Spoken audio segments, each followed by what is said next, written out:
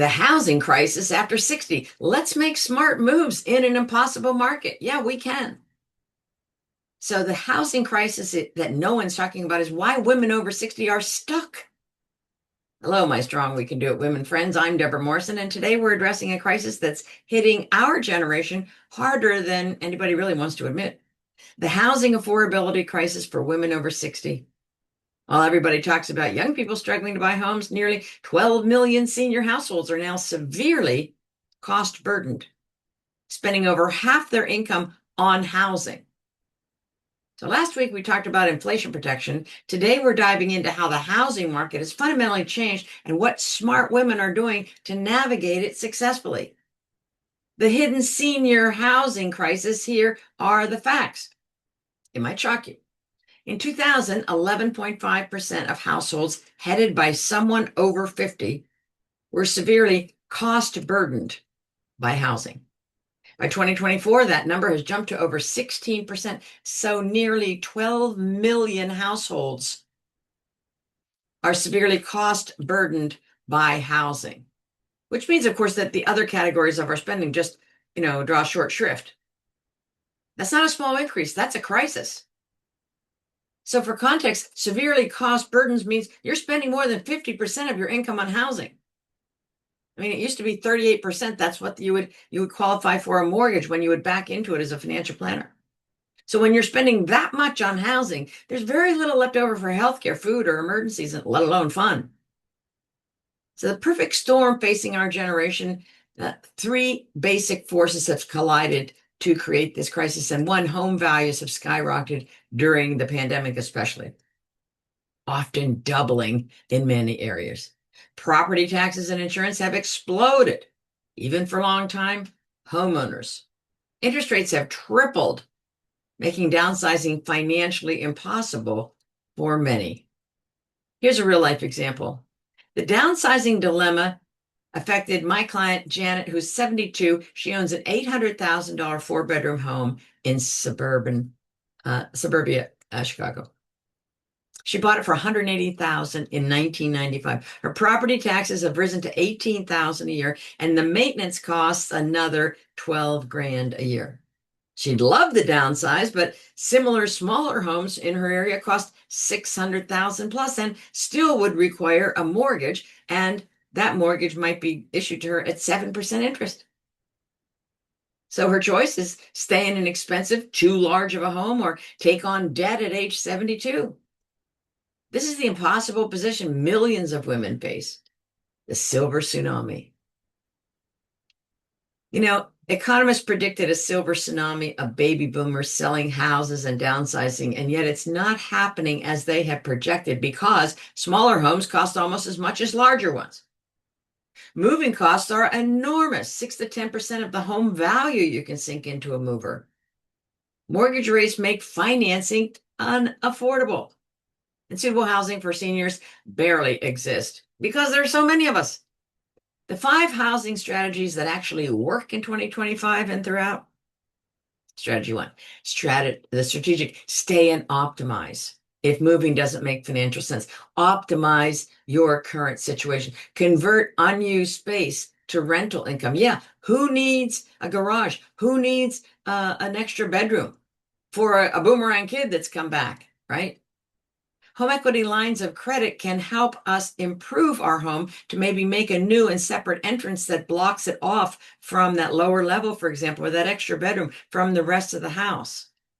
Yeah, you'll pay something for that, but that'll reduce your ongoing costs for maintaining a too big house, give you some income. Property tax appeals. Many women are overpaying by 10 to 20%. Just seek out an attorney, ask some friends, and they will go to bat for you. Aging in place modifications now, while you can plan them, because these sometimes are precipitated by a sudden stroke or some type of a declination in mobility. And we don't want to be in the soup, if you will, while we're thinking, oh, okay, the rail, okay, the chair that goes up the 2-story. Planning ahead. Strategy 2, the geographic arbitrage move. It's moving where your money gets stretched farther. Yeah, your money's going to go farther in some states versus others. And you could end up with a similar quality of life that you're now enjoying for 30 to 40% less. It's possible. Consider university towns. They have great healthcare typically, great culture, and lower costs typically. Plus, if you buy a too big house there, you can rent it out to a college kid. Let's get serious. Research tax-friendly states for retirement income. You want to figure out if your retirement pension, if you're lucky enough to have one, is going to be taxed in the state where you retire. And it could mean a lot of money. And look at smaller cities with good infrastructure. Those are really some kind of hidden gems. Strategy 3, the housing hack. Generate income from your current home, basement or garage apartment conversions. Accessory dwelling units, ADUs in the backyard, yeah.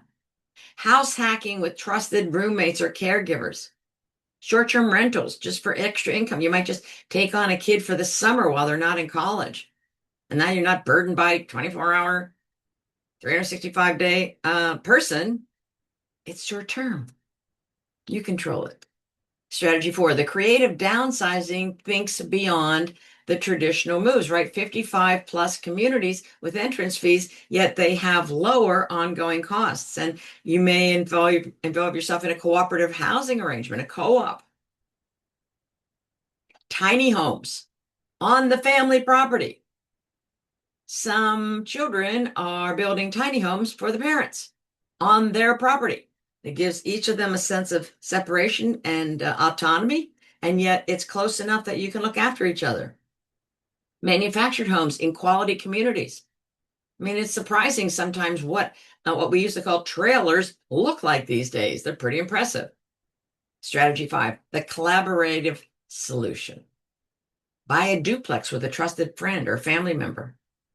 As I say, intentional communities can be formed for women over 60. Who doesn't have a couple of girlfriends? Maybe you've both been widowed, you're never married, whatever, and you get along well, and now you have this overlap, if you were, or maybe no overlap, hopefully, of talents, and one person does this and one person does that.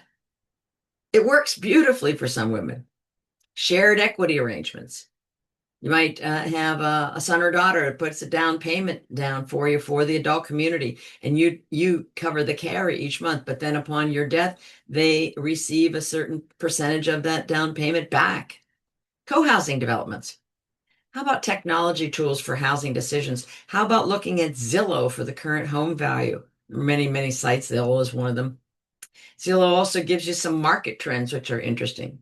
Property tax records, they're online, and you can see what your neighbors perhaps are paying or what similarly square feet houses are assessed at to yours to see if yours is out of sync.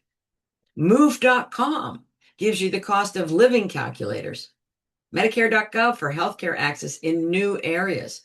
Realtor.com for senior-friendly housing searches.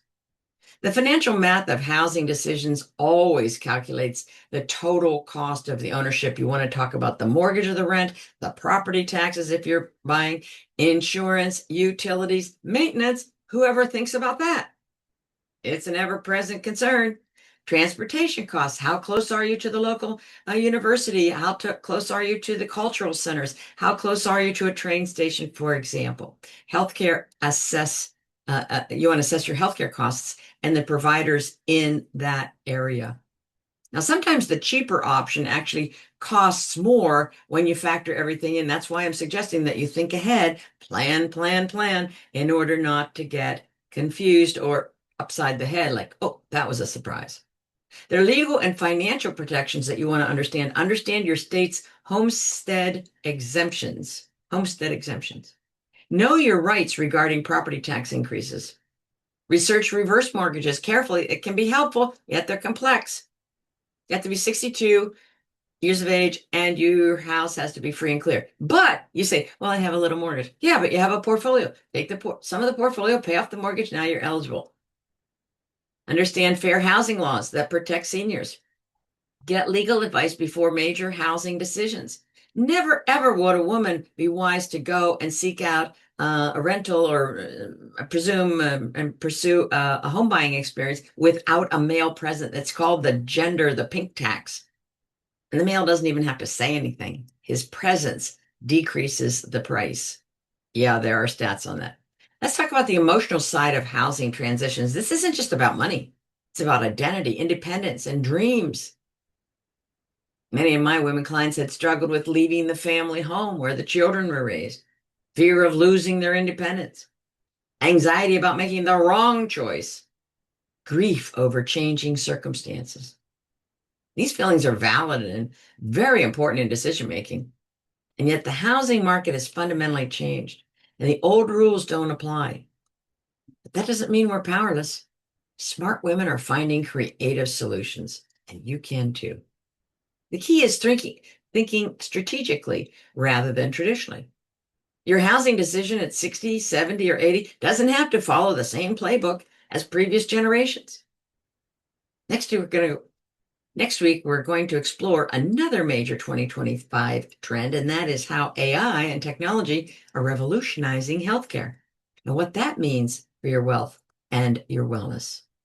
Subscribe to the channel, join our We Can Do It Women Facebook community, and share this video with any woman facing housing challenges or decisions.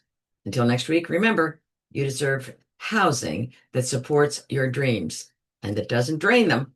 There are solutions. We just need to think creatively.